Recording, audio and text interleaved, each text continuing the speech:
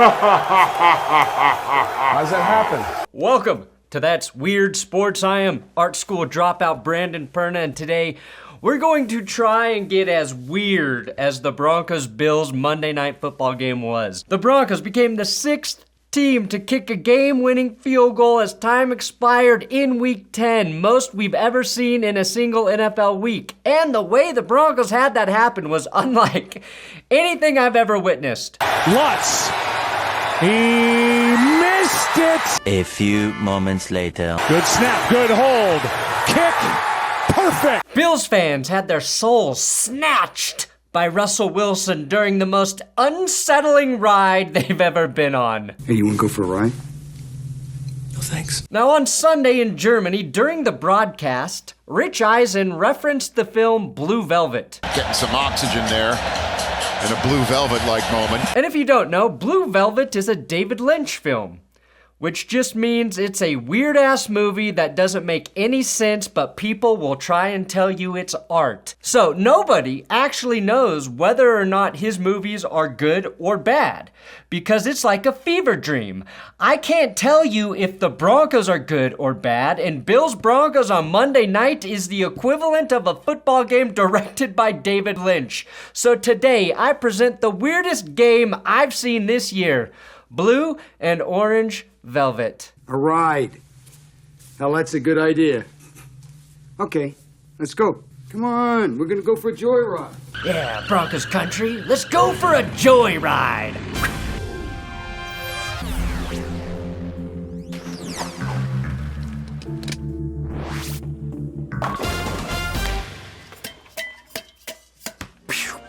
Hey, please subscribe to this YouTube channel. Told you it was gonna be weird today. Over at benchwarmerbrew.com, we've got these tumblers and these shirts. Benchwarmerbrew.com, that's my coffee company, my coffee website. We also have coffee there. You know, this is, excuse me, a damn fine cup of coffee. Some things are on sale, so check it. Now, the first play of the game, the Bills fumble the ball and turn it over. That's not weird. Josh Allen leads the league, maybe the world, in first throws of the game, resulting in interceptions. James Cook's first ever NFL carry was a fumble. One of the most predictable things in football is an immediate turnover by the Bills. Broncos, Jaquan McMillian. No, it's actually McMillan. But thank you for listening to the podcast where my friend Joey accidentally gave him that glorious nickname. That's our ball. That's the Broncos ball. Can I say our ball? It's Broncos ball. Our ball. It's been 8 years. No, it's okay, Peyton. It is our ball. You are still a Bronco, buddy. It is ours. Now let's fast forward to the Broncos' first touchdown. It was 4th and 1, and before Denver went for it, they lined up punter Riley Dixon for the tush push. You're telling me our punter doesn't squat 600 pounds? Now, Sean Payton was just buying himself time to dial up probably the greatest touchdown catch of the year. This is the Mona fucking Lisa of TDs, except Mona Lisa has a set of double Ds.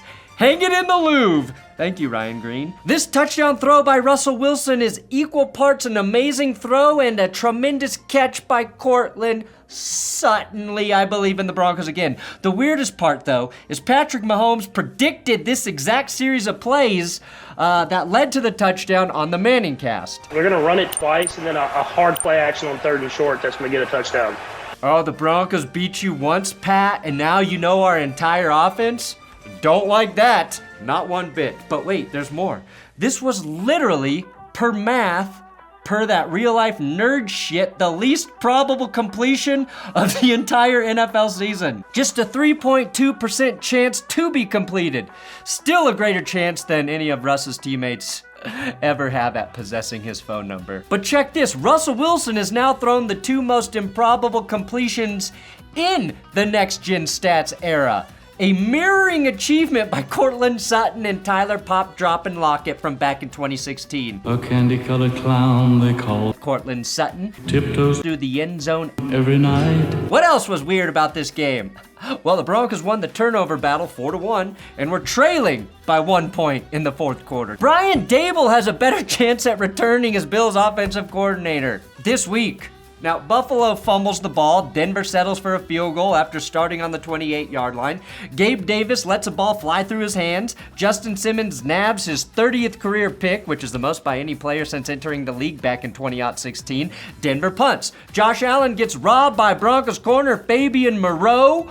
Denver accumulates 9 yards after that, starting at their 40 and settle for a field goal. Josh Allen just drops this handoff. That's the worst drop by a quarterback I've seen since Tom Brady in the Super Bowl. Alex Singleton recovers on the 48. Denver moves the ball 4 yards and punts. 4 turnovers, 6 points for the Broncos. Have you ever seen a running back fumble the ball back to himself in stride and pickup speed? No, I guarantee the chances of that happening ever again are less than 3.2%. The only thing that wasn't weird in this game was Patrick Surtain locking down Stephon Diggs for 1 catch and 11 yards. Denver had excellent field position all night because of those turnovers, but also because of special teams. Special teams was both horrific and amazing at the same time. It didn't make any damn sense. They missed 2 extra points, which nearly cost them the game, but also saw rookie Marvin Mims returning kicks and punts incredibly well all night, which should have easily won them the game. Denver's average starting field position was the 42-yard line. All night, the Broncos were 2 contrasting things at the same time. Now, Denver actually did fumble once. The 3rd time Courtland Sutton has coughed it up this year. And that was enough proof to me that the NFL needs to ban the shape of the football. The football itself is a nasty, devil-shaped egg that I want to break and fry up and consume like an omelet so I can shit it out in separate parts in all 12 of Russell Wilson's toilets to never say again. Ugh, fuck that little fucking football. The Bills scored exactly 3 touchdowns, and each of their touchdown drives were examples of what the Bills' offense should be on pretty much every drive of the game. That's right, the Mona Lisa with tits. Look, when I go to a museum, I want to see some art that I lock away in the spank bank. Sue me. Sue me. Getting your jerk-off material from an art museum, though, is the classiest, top of the social hierarchy level you can obtain. All 3 of these Bills touchdowns occurred in 3-minute drives. 8 plays, 7 plays, and 6 plays. In a game that kept coughing up the ball, they also look like the most unstoppable offense not named after a sea creature this season. Josh Allen didn't point while walking into the end zone this week, but metaphorically, after nearly 3 hours of being held prisoner in the back of Russell Wilson's car on this never-ending joyride, Josh Allen did indeed fight back. Russell Wilson is the weirdest of weird QBs. He is both elite and terrible in every single game. This one was no different. If you eliminate the final drive, he averaged like 5.9 inches per pass attempt. And you never want to have the white man penis as your average passing depth. That satisfies nobody. Of Russ's 24 completions, 19 of them were less than 5-yard throws. He's got some of the best raw numbers in the NFL, and it still doesn't feel like the coaching staff trusts him to do anything. He takes longer than a rookie to throw the ball, and he fucking won. In a league that is built around quick passes, he wins by holding on to the ball. He's like an NBA player who has the highest percentage of 3-pointers made with the worst free throw percentage in the league. He's Steph Curry from the arc and Ben Wallace from the free throw line, all right? Russ completed the most improbable pass possibly ever, but outside of that, his best throws were those little improvised flicks to Samaje Perine. God, he can be so suave sometimes. Wilson made about 2 plays on schedule in this game. One was a 32-yarder to Courtland Sutton. The other moved the chains on 3rd and 10 to Jerry Jeudy. He was more effective when things were going absolutely haywire and he could dig his way out, pouring more and more dirt on the Bills' playoff hopes. Russ digs his own grave while also digging his opponent's grave, and I love it. But not only does Russ have more touchdowns than he has toilets to desecrate this year, he already has more touchdowns through 9 games in 2023 than he did in all of 2022. Wow, it's almost like good coaching does make a difference. And when your coach is wearing Elton John's glasses, you know a tiny dancer like Russell Wilson is going to have a shot against a rocket man like Josh Allen.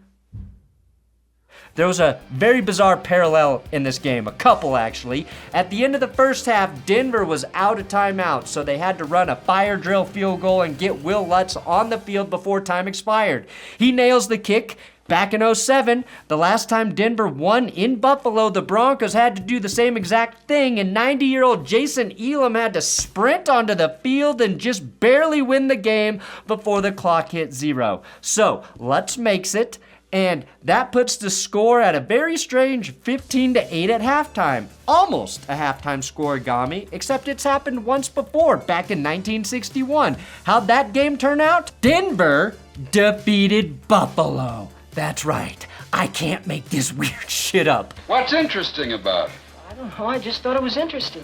This game turned out to be such a disaster for the Bills that they fired offensive coordinator Ken Dorsey. Joe Brady will become their new interim OC, and Dorsey will become the new lead singer of the band Weezer. If you want to destroy my offense, lose your shit while calling plays. Watch my QB unravel. Bills Mafia will soon be wasted. Spot on, Weezer. Oh no. But the strangest part of this game, unequivocally, was the final series, the game-winning series for the Broncos. And like the conclusion to any David Lynch film, you are left with more questions than answers. Now Russ hit one of those flicks to Samaj P. Ryan to get things going. Russ then took his 4th terrible sack of the game, pushing the Broncos out of makeable field goal range. But 'twas a horribly underthrown pass from Russ that, yes, guarantees defensive pass interference that saved the Broncos. Now, if you feel duped, Bills fans, I understand. I really do. And I've got a coffee for you. I don't feel this way right now, but Bills fans, you might feel this way. I've had, I can't tell you how many cups of coffee in my life, and this is one of the best. Benchwarmerbrew.com. So the Broncos decide to keep kneeling the ball to force the Bills to use their remaining timeouts to ensure that Josh Allen, Rocket Man, had no time to lead a comeback, which I applaud. In terms of clock management, Sean Payton is a Rolex, while Nathaniel Hackett was a sundial. What was bizarre, though, was Sean Payton doing the final kneel down without any timeouts himself, which meant Denver rushed their kicking unit back out onto the field for the second fire drill. 2 fire drills. What is this, backdraft? Run, damn you! Let's just have one drill, Lieutenant. Now one for the company and one for me. And because he rushed out the kicking unit, Will Lutz lines up and misses. He misses the game-winning 41-yard attempt. Wide right finally brought the Bills fans joy, but this joy is spelled J-O-I. And the full video is actually behind a paywall. And Buffalo, oh God, they had 12 men on the field. The odds are 1,000,000 to 1. It's possible, but not very probable. Still 11 of us here who think he's guilty. So Sean Payton, rushing out his kicking unit, caused his team to mess up, but it also caused his opponents to mess up. Yeah, that is 4D chest, baby. Known Russell Wilson hater Kyle Brandt was forced to watch his art film conclude live with the Mannings, and like most art films, he ended up hating this ending. I think Russell Wilson is a poser. I think Russell Wilson is a poser. I think Russell Wilson is a poser. I think Russell Wilson is a poser. I think Russell Wilson is a poser. Yeah, right down the middle. Oh my goodness, what a way to lose a game. Like that. Oh my goodness. How's that happen? That's what I call art. Say please, fuckhead! The Broncos are firmly back in the playoff hunt, whether you like it or not. There is hope. And this is how I'm inhaling that hope for the rest of the season.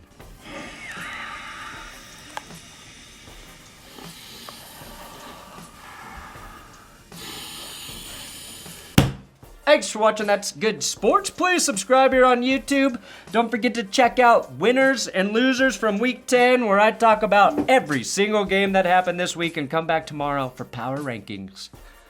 Will the Broncos remain at the #1 spot?